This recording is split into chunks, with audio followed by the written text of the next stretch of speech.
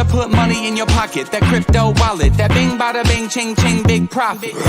Even when the market's sideways, I'm looking for ways to get paid. I'm checking my coins around breakfast, then again around bedtime. Bet this, it's not financial advice, but I'm always right. I'm always right.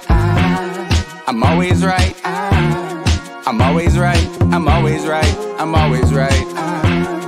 I'm always right. I'm always right. I'm always right. Lady, and I got my shine. Money in my pocket and we're feeling fine. Radio's loud and we're playing Sublime. I think it's gonna be a good day, my oh my. I can't believe I made it this far, it's a miracle. Floating in the clouds now, used to be miserable. Never looking back since I changed my ways. I'm on that good life tip today. I'm looking for the good life, good life. Sitting on top of the world, I wanna be shining like diamonds and pearls. I want you to go there with me, girl. I'm looking for the good life, good life. Baby, we can have it all. We can make love by the waterfalls. I'm living that good life after all. Yeah. La da da da, good life, sitting by the fire. La da day, good life, feeling that breeze. What is going on, everybody? I hope you're having a good morning. My name is Bleeves. This is Breakfast with Bleeves, where we are digging into this crypto market, trying to figure out what in the F is going on. And we're going to start off with, we've got actually a whole bunch of different stuff that we're going to talk about. But let's start off with, it's going to look ugly this morning. It's going to look real ugly in the American market. It's going to look Gary Gensler like in the market for the morning. So let's just get into it, and we're going to skip the preambles. Pre-markets are down about 600 points, 75 in the S&P and 190 on NASDAQ futures. And what has happened is there is now some real big nervous sentiment here with Credit Suisse. And it says that stock futures fell on Wednesday as pressure on the financial sector increased, with shares of Credit Suisse, a Swiss bank that has large U.S. and global operations, tumbling more than 25%. This goes along with everything that's been happening in the bank markets, and it happened over in Europe. As Credit Suisse dragged down the European bank sector, U.S. big bank shares declined in sympathy. Citigroup and Wells Fargo shed nearly 5%, while Goldman Sachs and Bank of America fell 3% and 4% respectively. The financial sector slid 3.4%, giving up its 2% pop on Tuesday. So, Credit Suisse, not sure how this ends. I don't know how it's going to play out, but certainly not good. Not good for anybody anywhere. Another big bank might just be on the chopping block and may be ready to fall. So that takes away from, as you can see here, we're not going to cover this part here. We're going to go right into Bitcoin. You can see just a few moments ago, not 30 minutes ago, we had this move right here, and that was the bulls trying to break their way back in and get over the 200 weekly moving average, back into this golden pocket so that we could restart this rally.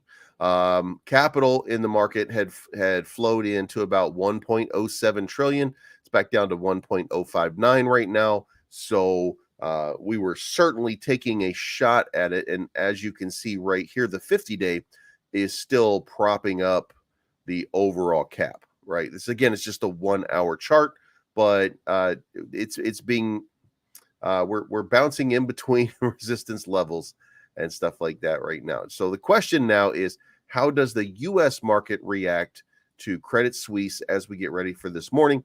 And then does that mean that we have another run in us? Now, if you watched overnight, you saw, we had this downward pressure. This was what you call America being low rent dirtbags. And then we had a nice big run because the Asian markets took over. And the Asian markets are not poor like American investors. and ran it back up. And then the European market had a Credit Suisse crisis, and markets came tumbling back down. Now, when I say tumbling back down, let's zoom out and get some perspective here. The crypto market is not struggling. Crypto market has made a nice turnaround, and I say they're not struggling. Obviously, the crypto market is struggling, but you get my point. In the last little while, we are now up to basically our yearly highs. So from that perspective, there is no struggle going on here. However, we are now in the spot where the U.S. market takes over, and we find out just how weak U.S. investors really are. And from the looks of it, could get a little bit ugly for the day. So I'm going to say that we're probably looking at this little green area right here as our place where we're going to be testing.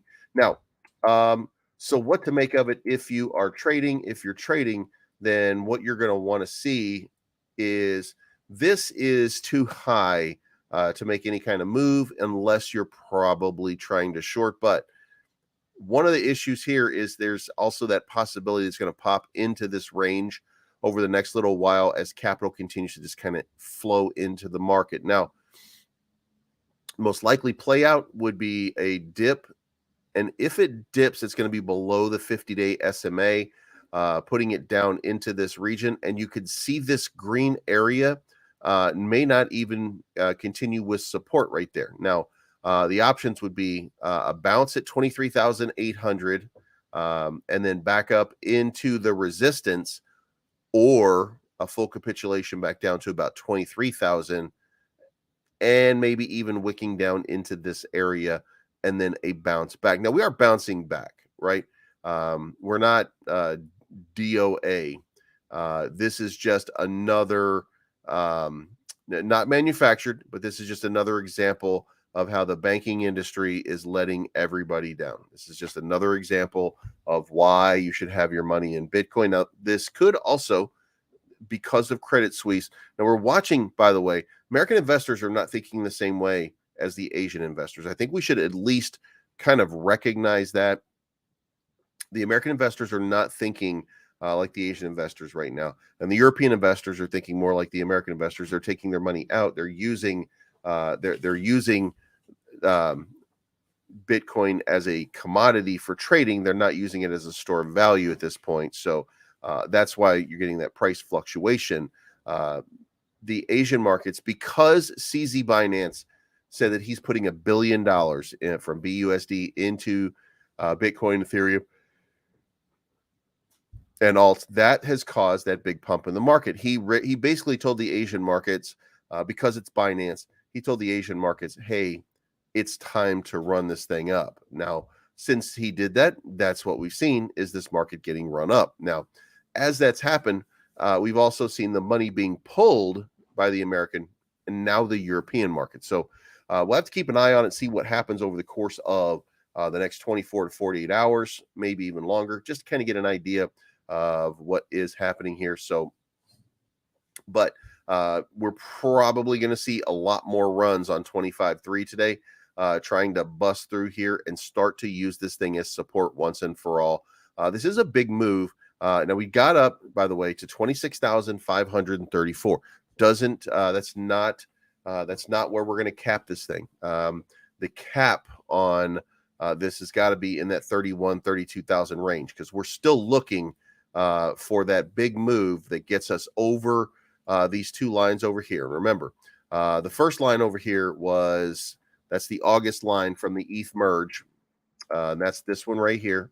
And then the next one is the collapse of Three Arrows and Genesis and Tesla sell-off. So those are the levels that we're trying to get through, and that really gives us that the bear market is really over. Right now, you're seeing it looks like we're getting that move.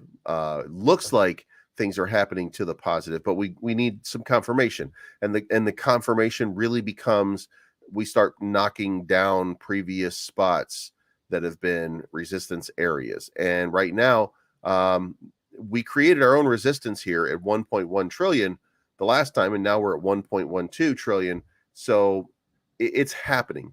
It's happening on Bitcoin. We've hit a yearly high. And this, as a matter of fact, is a price that we haven't seen in almost a year. It was June 14 of last year when we last saw a price of this level. So that is almost a year. So it's about the highest price that we've had on Bitcoin in an entire year. So kudos, by the way, if you got in down here at the bottom and you made yourself that big move. Now, put a pin in that, and we'll come over here. Bitcoin, Ethereum on exchanges decreases amid banking crisis, and it looks like people are still nervous about exchanges. So we're seeing a decrease in the amount being stored on exchanges. Let's see. According to a report by Glassnode, cryptocurrency industry's first net capital inflow since April 22 peaked in February 2023 at over 5.8 billion a month on a 30-day change basis. Inflows were primarily led by Bitcoin and Ethereum. However, in the past month, the market has experienced a reversal of negative 5.97. Meanwhile, 80% came from stablecoin redemption. On the other hand, March 23 has turned out to be quite the roller coaster ride. 3 banks in the U.S. declared voluntary liquidation, and we've had a massive move back in. So, USDC is fixed. We have nothing to worry about there, but money is being taken off of exchanges, and only the trading is going on there, and then they are taking that stuff out and moving on. So, yeah. But we're gonna keep moving through here because I want to get through this so that we can look at these charts. Shiba Inu, the average large transaction has jumped from 11,000 to 11,000 from 7,000, which means that we're getting more whale activity. Now, the other part of that sounds good. Some of this is that's the perspective that we keep talking about. This is perspective. When it jumps to 11,000 from 7,000, that also means that small transactions, small retail transactions, are no longer happening. So it sounds good when you say, "Oh wow, transaction is jumping up $4,000," but the reality is it's because the small transactions have basically disappeared, and only whales are trading right now. The whales are layering themselves in. Now, listen, you have to also understand something, and we have to be honest here. If the people with the money, remember, the whales are the whales for a reason, right? Because they know this market, they've been through this market, they've made a lot of money in this market, and they got the benefit of calling themselves a whale in these markets, and they are still sitting heavily in Shiba Inu, right? And there's a reason for that. Not because they're locked in, not because they're stuck, not because they're trapped, but because there is still a big move to come. Now, Shibarium will not happen until, in some cases, it was said July. Now, I saw originally April, but Shaitoshi was interviewed by Lucy, EMB, whatever her name is, and he said it'll take as long as it takes. Could be up to July before we see the main net. Now, how does that play out? Well, we're going to get into that, but Shiba Inu prices, matter of fact, let's do that right now. So if we know now and we have a target area of when we could see the launch, and if we just kind of assume right now the potential launch is right here, then that means we've got all of this time for trading. Now, this is a day chart. When we get to an hour chart, which is a more reasonable kind of chart that we're going to be looking at, then things change a little bit, and there is a huge distance between. So if this is the case, then I would say that we're going to have this downward pressure down here.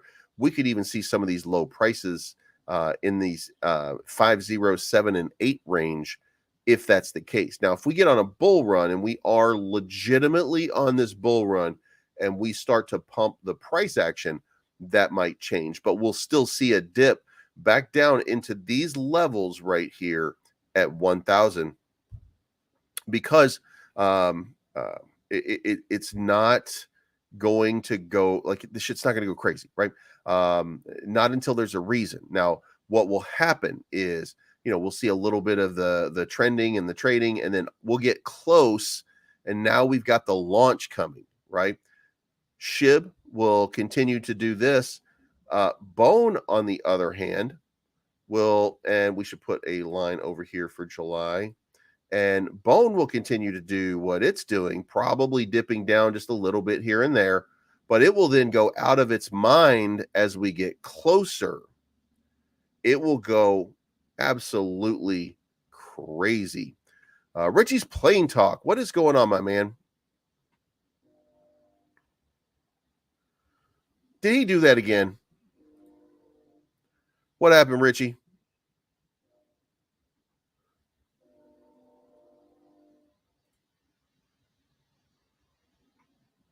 Did you buy a million billion subscriptions again? If you did, I certainly appreciate you, man.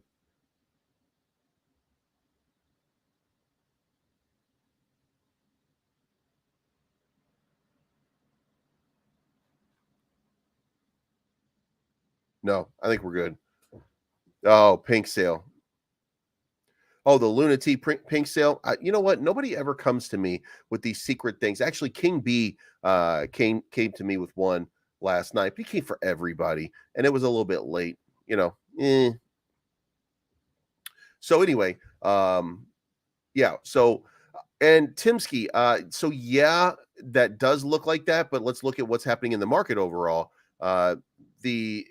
The capital, since we started talking, the capital inflow has picked up significantly. We're now at 1.064 trillion, and we just went over 25,000 on Bitcoin, which means that we're making another run at breaking through this 200 weekly moving average. So we're heading up in there. And again, if we head up in there and we knock this out of the park, then everything comes along with it. So even if we're looking at a weak MACD, here's the other thing. On the MACD, we're also looking at it probably topping off and reversing immediately because the rest of the market is going. And if the rest of the market is going and Bitcoin is now going, it's pumping into it right now. So we're going to see whether or not we get through there. So, whoops, God damn it.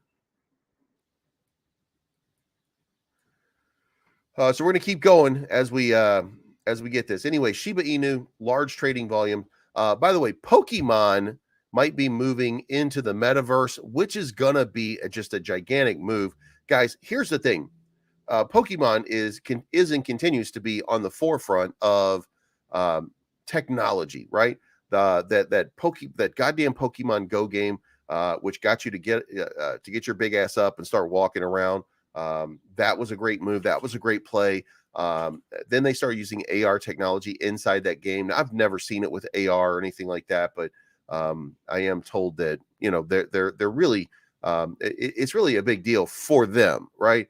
That they be on the forefront, and the forefront is Web3, the blockchain, and the metaverse. So expect to see some Pokemon action coming very, very, very soon. Also, Coinbase has announced a partnership with Standard Chartered amid the Singapore expansion, and the summary of this is Coinbase is now expanding to Singapore. So the takeover by Coinbase, of all places, is starting up, and that seems like a pretty big. That seems like, to me at least, a pretty big deal.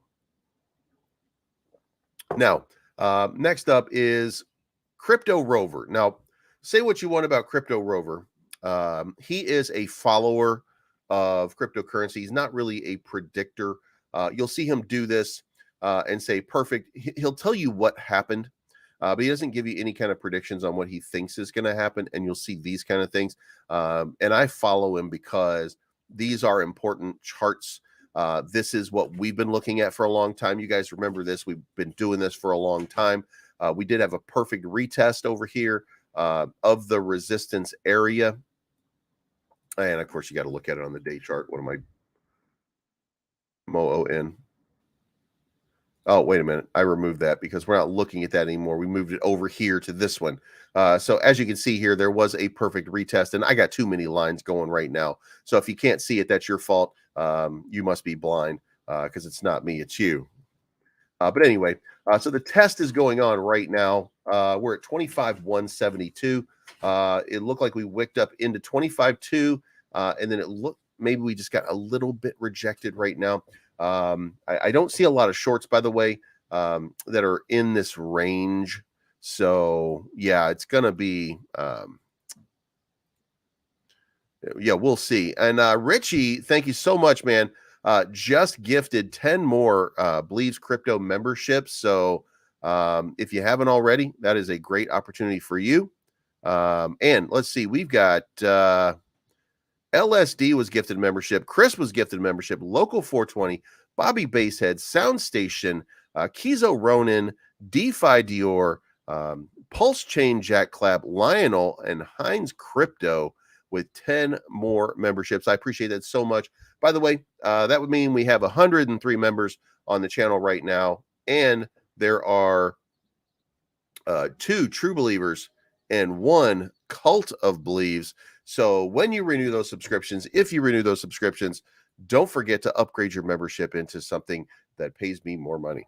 Do you know what I mean? You get it. You get it. Come on now. So anyway, we're at 25.2 right now, minting a green candle right here after the red one. So hopefully we're going to get a nice little push. I mean, a little bit of capital into this market would give it a nice push. But as you can see here, the bar did kind of move in the last few minutes. Went from 25,260 to 25,347. So getting over the 200 weekly moving average is now becoming something of a right now. So again, we're going to keep an eye on it, but we'll see what happens. Now, again, back to Crypto Rover. You can see that that we did the perfect retest. And then over here, the Fed swaps now show a 100 BPS rate cut by December from its expected peak. Now, Fed swaps are just one indicator of basis point hikes. So to say that we're now going down 100 points is absolutely bonkers. And if it did, and we started to see a drawdown before we're really there, is going to be absolutely crazy. It's going to be one of those just immensely like crazy sort of moments, especially for these markets, which will just absolutely get sent. Now we've got about 6 minutes before what we're going to call the collapse of the Dow Jones. We're going to take one more look at the pre-market. We're going to leave that up there for a second. Pre-market is now looking at down 619, 185, and 74.50. Credit Suisse is this is not going over very well with the overall market, especially the paper-handed Jeets that populate America, those weak-handed babies, those mini Gary Genslers. You know what I'm talking about. Those gross little homunculus. Anyway, so we're looking at this BPS rate cut potentially. Doesn't mean anything is happening, but we do have next week. We're going to get that number. Matter of fact, it's going to be 1 week from today. 1 week from today, we will get the new rate hike from the CPI, and we'll see what happens. Now, the other thing is the pi cycle indicator is about to cross. The last time this happened was in 2015 and 2019. You're noticing a 4-year cycle. Now, 2015 to 2018, an 8,000% rally for Bitcoin. 2019 to 2022, a 1,400% rally for Bitcoin. 23 to 20, was it 25? 26. What are we going to see there? Now, that drawdown right there put it at a much smaller percentage. So let's say that we had a drawdown of about 70%. So if we have another drawdown of about 70%, then we're looking at about a 420% rally for Bitcoin over the next couple of years. If we get a 70% drawdown like we have right there, and that would mean about a 420% increase for all my stoners in the house. And that would put Bitcoin at about $100 and something thousand, which ironically is exactly where I said it was going to go, because I said that the variable right now is about 23,000 per trillion in market cap overall. So that means that if we do 5 trillion in market cap, then it's basically going to be 23 trillion times 5, which would be $115,000 Bitcoin. So that's what I think is going to happen when we get to 5 trillion market cap. So that's what's in my brain. Now, if you're wondering, by the way, what the pi cycle is, the pi cycle indicator forecasts the cycle top of cryptos, of Bitcoin's market cycles. It attempts to predict the point where Bitcoin price will peak before pulling back. It does this on major high time frames and has picked the absolute tops for Bitcoin's major price moves throughout most of its history. So it might just be right. Remember, we've got that 4-year halving cycle, and that's going to continue to happen for the next 9 years. So we've got at least 2 more cycles beyond the one that we're in right now. The start of one. So we're going to have 2 more after this, and at least we'll see the start of it. It'll be the last halving cycle, and that's going to be an interesting time. So let's move on here. 25 150. So you can see the market really does want to make its way through this little region here, and it does want to break out. But we're going to take a little bit more capital, and we'll see if it starts to flow in. Now, at the meantime, you're going to see the Dow Jones start to collapse here, which will probably affect our market instead. And if we don't get a last push here, then we might get that little rejection and then come down.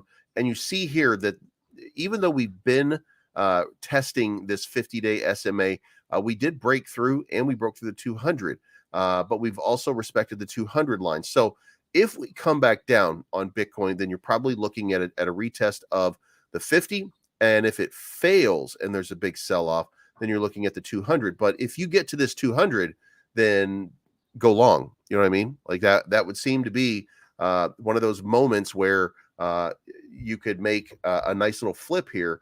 Not a huge amount, but if you're leveraging your position, then that's actually a bigly sort of move. Now, I would say this.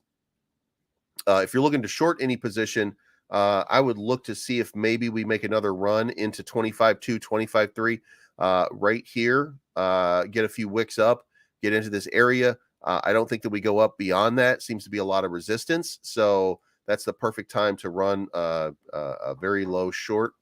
So, but that's on you, partner. All right, now let's move on. Volt is starting to volt it back up, 1871.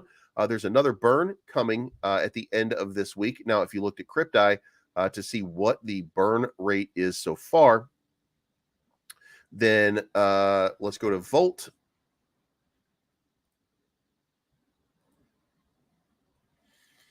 And on the burn tracker for the week, 69 billion. Okay, so that's not actually the number. That can't actually be the number. So we're gonna have to wait until it kind of resets itself just a little bit. That's because that includes the numbers for the last burn cycle. So maybe we're looking at about 25, 26 at this moment. So but another burn coming on Friday. We're going to double up whatever we burned over the course of 1 week. So another significant burn of billions upon billions of tokens.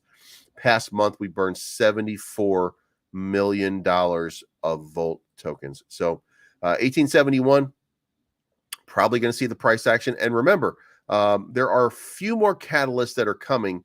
And it's not even fair at this point to speculate on them. What we do know is that it's 3 top 10 exchanges for Volt. We just don't know which ones, and we just don't know when. Now, if we are looking at a rumored spot, just to give you guys an idea, I did see something that happened here earlier, and it was Voltoshi when he was talking on March 8th. He was talking about why is Huobi Global such a vaulted achievement for listing Volt, which we didn't pay for, by the way. But you notice, by the way, that he did highlight 3 of these places, one of them being Binance, the other one being Bybit. So it is entirely possible that this ends up to the best sort of advantage for the listings. Now, Huobi, as you can see right here, ranks 17th, right? So that does not qualify as a top 10. So I don't think that these are the ones, but it's very interesting that those are the ones that he circled. So, and also he is pointing out over here, this is very important, by the way. China is adding liquidity. Look, this is when China injected liquidity into the market, and we saw what happened. We saw this massive move, right? Well, we're seeing it again. China is doing reverse repo injections are ticking higher after 2 weeks of nothing. There were 2 weeks where nothing was going on, and now all of a sudden here it goes, and this money is happening. Now, that's corresponding here. That's corresponding with CZ Binance saying that he's throwing $1 billion in. So, we'll see what happens. We're going to get into a liquid market pretty soon. And when that happens, this thing could get crazy. And it looks like we're getting a nice rejection here. So we didn't even make it up into that 25.2 other than this little run over here a few minutes ago. So it looks like we're going to come back down. We're going to test the 50 SMA. If we bounce off of that, then we'll get a nice move to the upside. But the Dow Jones did start off way down here. Look at the gap right here. And that does now mean that we have broken through for the first time in months. And we are now below the trend line, trending back into this level. And that could mean that we are on track to start to bang into this 200 weekly moving average. And that would not be the best thing to happen, but it is coming out this way. So if we can delay it and we can have a little good news over the next little while, maybe Credit Suisse does not have the impact that we're thinking. Maybe we find out Credit Suisse is not in the dire straits that they're pretending to be right now. But if you are making a guess right now, I would make a guess that there's going to be an exit of liquidity in the crypto market over the next whatever time America is awake. And then we'll see. Then we'll see what happens. But I would get that feeling that today is one of those days. Now, I could be completely wrong on this one, and it could absolutely flip on a dime. Because if you remember, we're not talking about like the crypto market is not really caring about the banks. They're not really. Crypto is becoming the place that people are taking and putting their money, as opposed to where they're taking their money out of to put into the banks at this point. So, well, actually, you can see right now we were up almost $1 billion, and we are now down 100 million in just a few minutes. A little of that American, what do you call that? American ingenuity, or whatever that bullshit is. So yeah, we're seeing a sell-off in the market. Probably going to be a fight, by the way. And we're bouncing. It looks like we're going to bounce off of that SMA and fight our way back up there. Listen, here's the thing, though, to remember. If we can't break through, and if we can't get over this 200 weekly moving average, and we can't use that as resistance a couple of times and really establish that we're getting into this area, if we can't do that, then we've got significant downside that we're going to be looking at, and it's going to be time to zoom out and start looking at this 24.4 level right here, and lower into the 24s at least. So I would think, if nothing else, once we get up here to the top, if we can get even to the top, that we're going to have a test down here at this 22-23 level. And remember, we just filled that futures gap over here, but we also created another futures gap from 20,000 to 21. So there's another futures gap that ended up popping up right here. So it will probably get filled since we're already in this spot. And we'll probably test that 200 SMA. At least that would be the most reasonable guess. At some point, we're going to do it, right? 75 to 90% of all the CME futures end up getting filled. So I would say with another gap right here that we're probably going to have to fill that gap while we're in this range. So you might expect a little bit more downside. Generally bullish, though. It has to be said, generally bullish. The argument has always been that we've got that we've got the double top, we've got the classic double top, as Gareth Soloway puts it. We've got that classic double top, and that usually means to significant downside. And we got a triple top over here. So he was wrong about it. And I really like saying that. So I can't really let that one go. It feels like a slight to me, even though it wasn't. He doesn't know me. But it was kind of a, ugh, like, how you going to do that, man? So $2 billion has been reinjected into the market. We're just having a field day over here. Dow Jones still down, but NASDAQ is up 2% right now. Look at this shit right here. NASDAQ is absolutely blowing up. So wait a minute. NASDAQ is not moving. It's delayed. So no, it's not blowing up. All right. So, all right, let's get back over here. So Volt 1871, Lillian still the number one earner for the day at 5.7%. Very little volume, but still moving. WAGMI 5688, 19,000 in volume. By the way, you know, we do talk a lot of shit about how we think WAGMI is going to have that big moment, how it's going to have that big move. Well, it should start coming at some point very soon. We should start seeing the actual movement and not the resistance fight right here. We should actually see something start to happen. I think they have 3 weeks and they're basically on the clock to launch. Like once they announce for the iOS, they only have 21 days. And if they don't launch, then they have to restart it. It'll be 21 more days. So I don't know how they do it, but I'm assuming that we're good to go. MMAI is at 3608. And guys, by the way, Austin is over in Korea right now. I don't know why he's over there because I don't like watch. I don't watch Austin a whole lot. Every once in a while, I try to pop in there, say hi, be supportive and stuff like that. So I don't catch him all of the time. But when I do, I notice that he's in Korea doing, Korean shit, whatever that is. And but MMAI also has a headquarter over there. So I just assume that that's what he was doing, some MMAI stuff.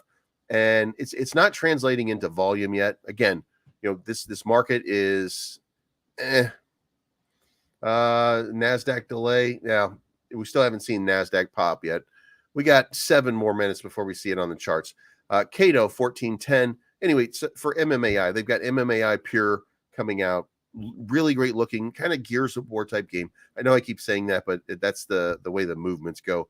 That's the kind of vibe it gives me. But again, no significant trading volume. Cato, a nice little pump, but again, no significant trading volume. NGN trading at $1.02, but trading volume down a lot. Saitama, 68,000. I mean, maybe. Decanect 1.4, Terra 2, 25,000, which is actually significant for them. Shiba Doge 79.19, keeping an eye on it, 22,000 in trading volume. BRL 3,000 in trading volume. Bone 148, almost time to get back in, as a matter of fact.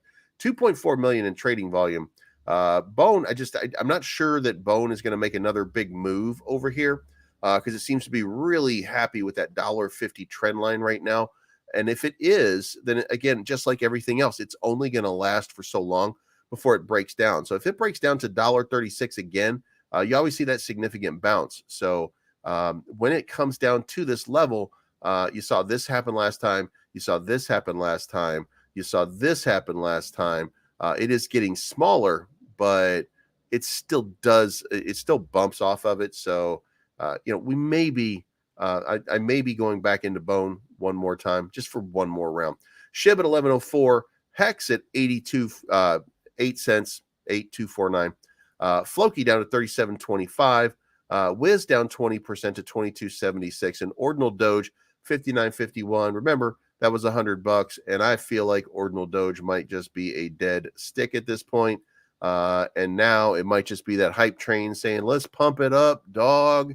And a whole bunch of memes of girls shaking their butts in chat. Don't know for sure. Just making a guess of a bunch of people saying shit like we pamping it, dog. And, whatever kind of crazy stuff happens over there. But, it doesn't look like much is going on. Looks like it's DOA. But the good thing about it is, what if it reverses? What if the Ordinal thing catches fire? And what if it runs? You never know. It doesn't look like it, but maybe the sell-off and the sell-offs can stop at any time. But there's no buy and sell tax on this, by the way. So just to remember, anybody who gets in, there are tons of front runs going on this. So, maybe we start to see some kind of significant trading volume on that. So you never know. Doge. It's Doge. So anyway, that gets us to where we are, 25,000. So we're going to see how this goes. I'm going to get going because it's time for me to go get my day started. So it's not financial advice. My name is Bleeves. I'm always right. Thank you so much for tuning in. I appreciate each and every one of you. We've got some more stuff. We'll probably talk tonight about where Crow's going, Luna Classic. Guys, I real quick, I want to point out, Luna Classic is really struggling right now. But here's the thing. It's not struggling nearly as much as it was struggling a few months ago, right? We got a nice run. We had a nice pump. We had a nice move. We even had this little bottom channel that I created. I even left that right there. But we've really fallen out and continued just in this downward trend line. And we're going to continue until we get some real news about a repeg. Now, you haven't seen the same thing happen over here on USTC because people are relying on the fact, first, that it's at the bottom, and second, that the repeg is coming, and that when it comes, that it's going to have a significant impact on this price action, which is keeping this elevated, right?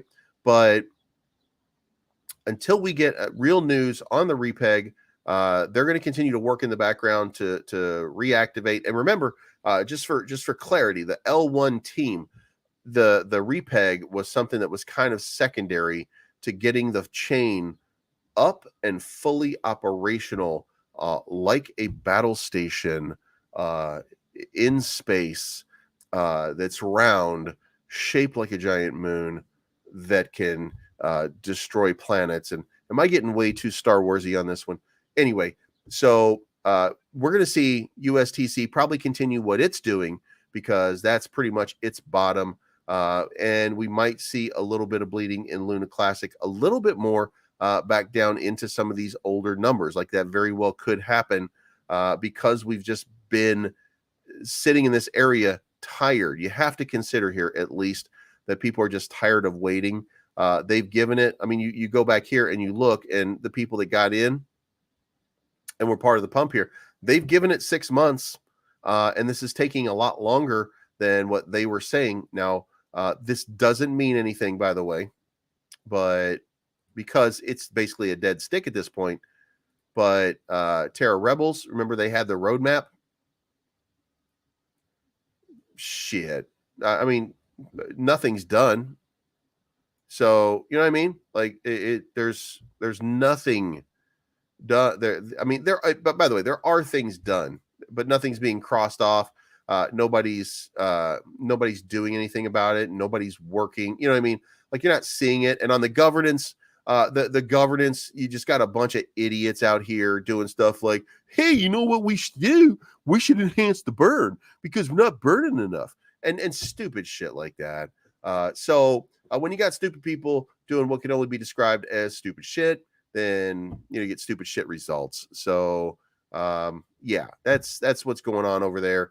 But it'll take time, and the only thing left right now is to just wait it out and see what happens. So all right, guys, I got to go. I will talk to you guys very soon. See you for bedtime tonight. I'm looking for the good life, good life. Sitting on top of the world, I wanna be shining